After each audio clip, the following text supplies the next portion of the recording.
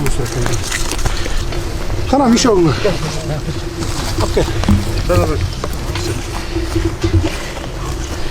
Чаттыгайры койдум. Тергилесиңер да.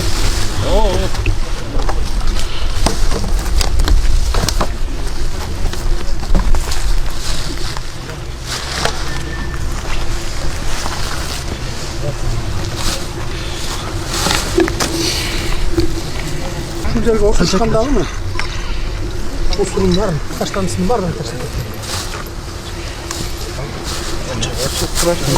Ya moja chce zbić.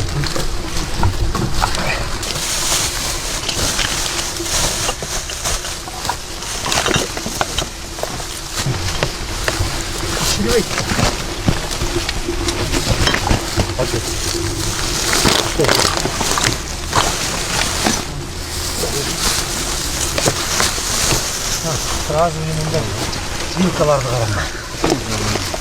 Ne oldu? Aspansın.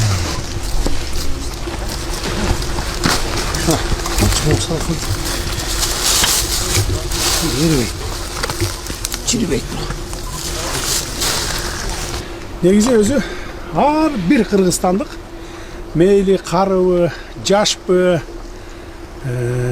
эркекпи, аялбы, студентпи, окуучубу бир нерсени билиш керек да. Ушундай жерге келип эс алганда жаратылышты таза сакташ керек.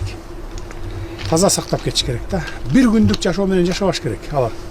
Биз кыргыздардын көпчүлүгү, эми көпчүлүгү деп десем жаңылышам го, эми ошо айрымдар ушул таштандыны таштап аткандар. Бир күндүк жашоо менен жашап көнүп алган да.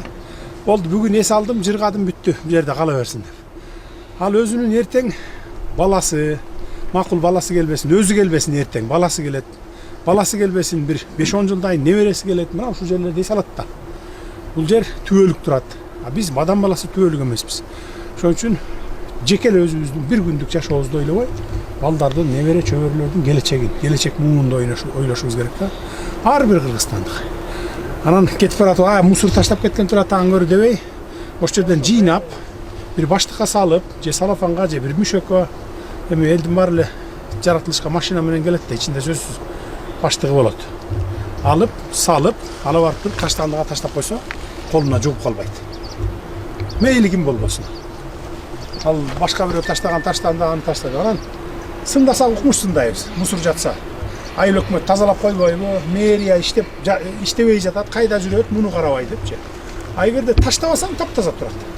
Анан бүтүндөй ошо жаратылышты, айлана чөйрөнү, айылдын тегерегин күндө эле айыл өкмөт, мэр карап отура албайт да, аким мисалы. Ал ар бирибиздин өзүбүздөн тазалыкты караш. Ушуну мектеп жашынан баштап үйрөтүш керек да. Мектептеги мугалимдер кулагына куюш керек, үйдөн ийната кулагына куюш керек. Таза болгула, жаратылышка таштанды таштабагыла, ала келип таштандыга таштап койгун деп. Ар бир отурганда ошол 10 киши отурса, мисалы бир үй бүлө болуп, достор болуп, эң жок дегенде бирөө-экөө айтыш керек ошо. Бул жерди тазалай кетели кайра, алып барып таштандыга таштап коелу. Таптаза кылып кетсе, эртең анын баласы келип эс алат, досу, тууганы келип, инилери келип эс алат. 20-30-40-50 жылдан кийин неберелери келип эс алат. Ошону ойлош керек да ар бир адам. Бир күндүк өзүн эс алып кетүүсүн эмес.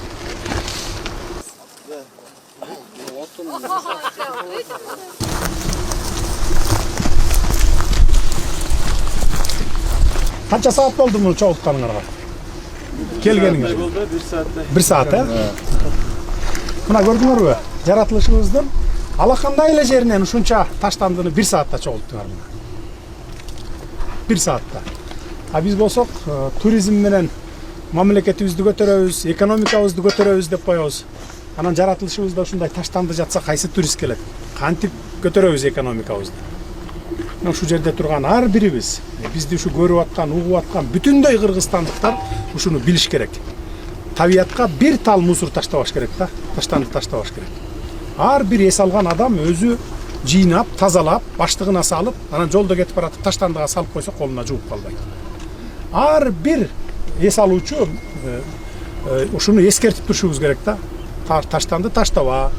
Эгер бирөө таштап кеткен таштанды болсо деле кетип баратып жыйнай кетсең, сообу тиет, аны Кудай көрүп турат төбөдө. Ошончолук сооп жазат, мына деп. Анткени бул жаратылышты Кудай бизге берген кыргыздарга, кыргызстандыктарга. Мына деп таза сакташыбыз керек да. Бир күндүк өзүбүздү ойлонбошубуз керек. биздин келечек эртеңки күндөгү инилерибизди 10-15 жылдан кийин балдарыбыз келип эс алат, 40-50 жылдан кийин неберелерибиз келип эс алат деп ар биринин мээсинде болуш керек да. Ушуну үйдөн бала чакага, кошуна колоңдорго, достордун балдарына айтып турсаңар, мындай агитация жүргүзүп, мээсине куюп турсаңар, ошентип бара-баранын оңолот. Адамбыз да, айбан эмеспиз го. Бул эле жерде болду. Мына алакандай ушул жерде, мына ушул теплый ключунун эле баш жагынан бир алакандай жерден чогултулганбыз. А республика боюнча не деген таштандылар бар мисалы. Аны ким таштап атат? Өзүбүз эле. Мына силер баарыбыз эле таштап коюп кетип калып атабыз эс алгандан кийин. Өзүбүздүн бир күндүк эс алуубузду ойлойбуз, а эртеңки күндү ойлобойбуз, бүрсүгүнкү күндү тембо эле ойлобойбуз. Ошон үчүн мынакей баарыңыздар ушинтип 6-күн сайын ушинтип сандалып тиги таштанды терип жүргөндөн көрөкчү, андан көрө үйдө бала тарбиялап отурганыңар, эс алып алганыңар жакшы болот беле? Пайда болот беле? Пайда болот эле.